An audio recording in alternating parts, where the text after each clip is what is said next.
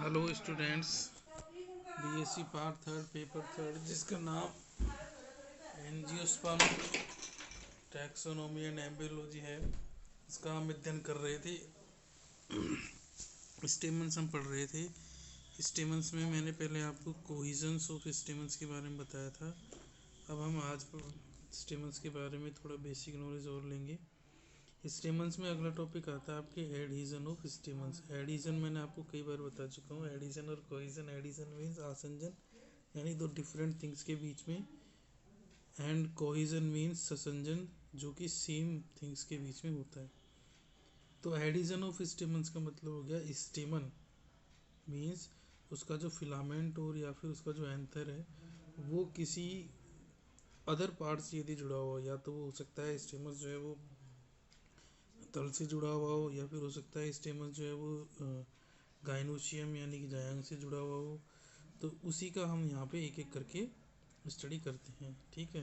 जैसे सबसे पहले आता है एपीफिलस। एपीफिलस का मतलब क्या होगा, ऐसा स्टेमन जो कि किससे कनेक्ट हो, टेपल। टेपल मैंने आपको बता ही दिया था, पेरियंस जब कलरफुल हो जाते हैं दलों की तरह, ठीक है। तो एपीफिलस इस टाइप का स्टेमस का मतलब टेपल से जुड़ा हुआ हो, ठीक है। ये किस में मिलेगा आपको, प्याज में। फिर इसके बाद में आता है एपीपेटलस। एपीपेटलस ये इंपॉर्टेंट चीज़ है, जब स्टेमस जो है वो, स्टेमस मीन्स उसका फिलामेंट किससे कनेक्टेड हो, जुड़ा हुआ हो, पेटल यानी कि दल से। इसकी मैंने एक ट्रिक बना रखी है, आईडीएसपी, ठीक है। आईडीएसपी यानी कि डीएसपी जैसे होता है, तो डी यानी कि धतूरा, एस यानी कि सनफ्लावर, पी यानी कि पोटैटो, और आई का मतलब कि यहाँ पर तंबाकू से हो गया, ठीक है। तो ये आपके क्या हो गया, एपी पटेलस। फिर अब आप देखो गाइनेंडर्स, ये इंपॉर्टेंट चीज़ है, कई बार एग्जाम में भी आया है। स्टेमन्स हूल मतलब पूरा का पूरा स्टेमन मतलब उसका पुतंतु और एंथर वाला पार्ट, या फिर ओनली उसका एंथर वाला पार्ट किससे कनेक्टेड हो, गाइनोशियम। गाइनोशियम का मतलब हो गया जायांग से। गाइनेंड्रस कई बार एग्जाम में पूछा है प्रीवियस एग्जाम्स में कि गाइनेंड्रस क्या होता है, किस में मिलता है, ठीक है। तो ये कैलोट्रोपिस यानी आंकड़े में मिलता है, और इसके अलावा एरिस्टोकिया में आपको देखने को मिल जाएगा। होता क्या है गाइनोशियम, गाइनेंड्रस कंडीशन, स्टेमन या तो पूरा या फिर उसका एंथर वाला पार्ट किससे कनेक्टेड हो, गाइनोशियम। गाइनोशियम आपको पता ही क्या होता है, कार्पल यानी स्त्री के सर से मिलकर क्या बनता है, गाइनोशियम। गाइनोस्टीज ये भी बहुत इंपॉर्टेंट चीज़ है। कैलोट्रॉपीज में क्या है, दो कार्पल पाए जाते हैं, मतलब कैलोट्रॉपीज में दो स्त्री केसर का पाए जाते हैं। इन दोनों स्त्री केसर्स की जो ओवेरी और स्टाइल यानी अंडाशय और जो वर्तिका होती है ना, वो तो एक दूसरे से पृथक पृथक अलग अलग रहती है, परंतु इनकी स्टिग्मा संयुक्त रूप से जुड़ जाती है, जुड़ करके एक कॉमन स्टिग्मा बनाती है जो कि डिफरेंट शेप की होती है, कॉनिकल, फ्लैटेंड, कई शेप्स की हो सकती है, ठीक है। इसके अलावा इसमें 5 गाइनेंड्रस स्टेमन्स पाए जाते हैं, ठीक है। ये आंकड़े के बारे में आपको डिटेल यहाँ पे दी जा रही है। गाइनेंड्रस कंडीशन में तो ध्यान रखनी है, या तो स्टेमन पूरा या फिर उसका एंथर जुड़ता है गाइनोशियम से। जबकि गाइनोस्टीजियम में क्या हो रहा है कि जो उसमें दो कार्पल है, उन कार्पल की वर्तिकाग्र ही आपस में क्या है, जुड़ी हुई है, और ओवेरियो स्टाइल उनकी क्या है, फ्री है, ठीक है। वर्तिका भी जुड़ करके एक कॉमन स्टिग्मा बना रही है, आपको डायग्राम से आगे अच्छे से समझ में आ जाएगा, ठीक है। अब इसमें देखो क्या कर रहा है कि 5 स्टेमन्स होते हैं जिनकी अवस्था कैसी हुई, गाइनेंडर्स।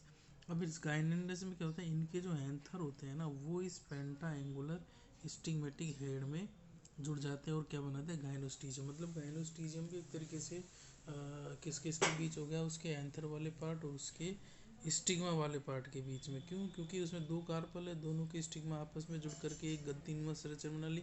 उस गद्दीनुमा संरचना में जो काकड़े में पांचों स्टेमन्स हैं, उनके एंथर है, वो उस गद्दीनुमा संरचना से जुड़े हुए हैं, ठीक है। देखो जैसे ये डायग्राम में आपको समझ में आ जाएगा, ये एक ओवे कार्पल हो गया, इसका ये तो ओवेरी वाला पार्ट हो गया, ये स्टाइल यानी वर्तिकाग्र वाला, वर्तिका वाला, और ये यहाँ पे क्या होती है, वर्तिकाग्र होती है, ठीक है। ये इसके दल हो गए, ये इसके बाह्य दल हो गए। अब ये इनकी देखो ओवेरी और स्टाइल तो फ्री अलग है, परंतु दोनों की वर्तिकाग्र यानी स्टिग्मा आपस में जुड़ करके एक गद्दीनुमा संरचना बना ली। अब इस गद्दीनुमा संरचना में जो पांचों एंथर थे, पांचों स्टेमन्स थे, उनके जो एंथर थे ना वो इस गद्दीनुमा संरचना से जुड़े हुए हैं और जुड़ करके क्या बना रहे हैं, गाइनोस्टेजियम। ये देखिए इस तरीके से कार्पल में जो है वो आपको एक स्टेमन के दो कार्पल जो है वो दिखाई देते हैं। यहाँ पे पोलिनिया नाम की संरचना बनती है आंकड़े के फूल में। उसमें होता क्या है कि एक एंथर की तो एक एंथर लोब ये रही, ठीक है, और दूसरे वाले एंथर की दूसरी एंथर लोब ये रही, ठीक है। तो इस प्रकार से ये आपस में जुड़ करके देखो पास पास स्थित दो एंथर के पोलिनिया, अर्थात पहले एंथर का दूसरा तथा दूसरे एंथर का पहला पोलिनिया ट्रांसलेटर, ठीक है। वास्तविकता में होता क्या है, जैसे मैंने आपको बताया था एंथर में क्या पाई जाती, दो एंथर लोब बताया था ना मैंने आपको। जैसे कि ये आपका एंथर हो गया, इसमें एक एंथर लोब तो ये रही और एक दूसरी एंथर लोब ये रही। तो इस एक एंथर लोब में क्या थी, दो पराग पालियाँ, यानी कि दो पराग धानियाँ थी, दो पोलन चैम्बर थे। तो एक एंथर लोब की दोनों पोलन चैम्बर आपस में फ्यूज हो जाते हैं, फ्यूज करके क्या बनाते हैं, पोलिनिया।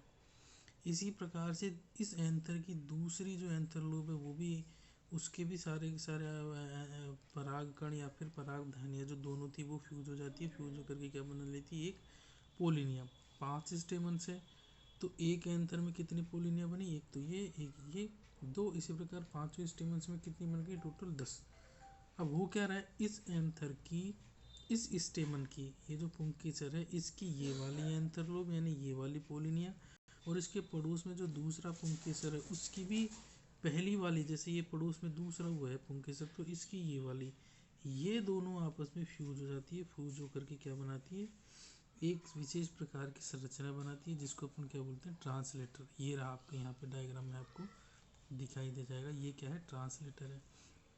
ये पहले वाले पुंकेसर की एक एंथर लोब, ये दूसरे वाले पुंकेसर की एक एंथर लोब, ये एक रेटिनाकुली नाम की संरचना से इस कॉर्पस्कुलम से जुड़े हुए रहती है, ठीक है। और ये कॉर्पस्कुलम यहाँ पे ऐसे दसा हुआ रहता है और ये पूरा का पूरा क्या कहलाता है, ट्रांसलेटर। जब कीट कोई सा भी या फिर हनी भी कोई सी भी आती है तो वो इस पर जब बैठ करके रसपान करती है तो उसके पैरों से ये पूरा का पूरा ट्रांसलेटर जो है वो चिपक जाता है इस कॉर्पस्कुलम के द्वारा और दूसरे आंकड़े के फूल तक पहुंच जाता है। इस प्रकार से हनी बी के द्वारा इसमें क्या हो जाता है, परागण हो जाता है। अब आप देखो लेंथ ऑफ स्टेमन्स, पुंकेसर की क्या लंबाई, देखो मैंने आपको बताया था ये एक टिपिकल पुंकेसर, ये क्या है, इसका पुतंतु, ये इसकी एंथर लोब, ठीक है।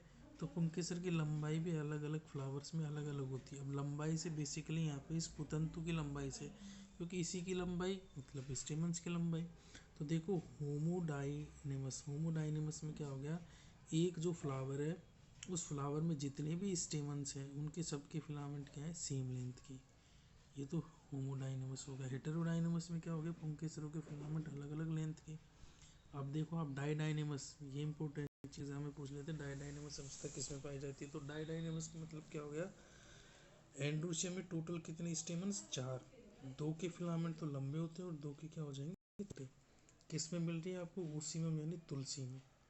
देखो आप 4 स्टेमन, 1 2 3 4, इन दोनों के तो क्या हो गए पुंकेसर लंबे, पुतंतु लंबे, इन दोनों के पुतंतु क्या हो गए, छोटे। तो ये हो गई डाइडाइनेमस। टेट्राडाइनेमस ये भी इम्पोर्टेंट है, ये किस मिलता किस में, क्रूसीफेरी, वही ब्रेसिकेसी फैमिली जिसको अपन बोलते हैं सरसों या मूली में।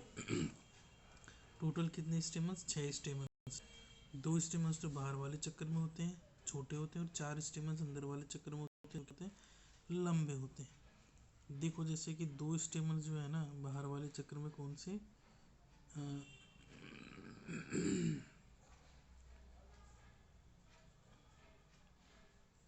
ये दो स्टेमन्स बाहर वाले चक्र में हो गए, ये छोटे, और ये 4 जो स्टेमन्स है ना ये अंदर वाले चक्र के हैं, इनके पुतंतु लंबे होते हैं। आपको डायग्राम में उल्टा दिख रहा होगा, ये तो लंबे छोटे दिख रहे होंगे, ये लंबे दिख रहे होंगे, परंतु वास्तविकता में ऐसा नहीं है। फिर अब आप देखो दो टर्म हो जाती है, एक तो एक्सर्टेड और एक होती है इंसर्टेड। स्टेमन्स कोरोला से बाहर निकले हुए हो, स्टेमन्स कोरोला से बाहर ना निकले हुए, मतलब कि स्टेमन्स की लंबाई एक्सर्टेड कंडीशन में तो स्टेमन्स के जो पुतंतु होते हैं उनकी लंबाई इतनी ज़्यादा होती है कि वो जो कोरोना यानी दलपुंज होते हैं ना उससे बाहर ही निकले हुए आपको दिखाई दे जाएंगे। इंसर्टेड में क्या हो गया कि इंसर्ट रहते हैं वो अंदर की तरफ, मतलब कोरोला से बाहर वो नहीं निकले हुए होते हैं। क्यों? क्योंकि वहाँ पे स्टेमन्स की लंबाई क्या होती है, छोटी ही रह जाती है। फिर अब आप देखो स्टेमन्स के बारे में और भी काफ़ी सारी चीज़ें हैं जो कि हम नेक्स्ट वीडियो में अध्ययन करेंगे।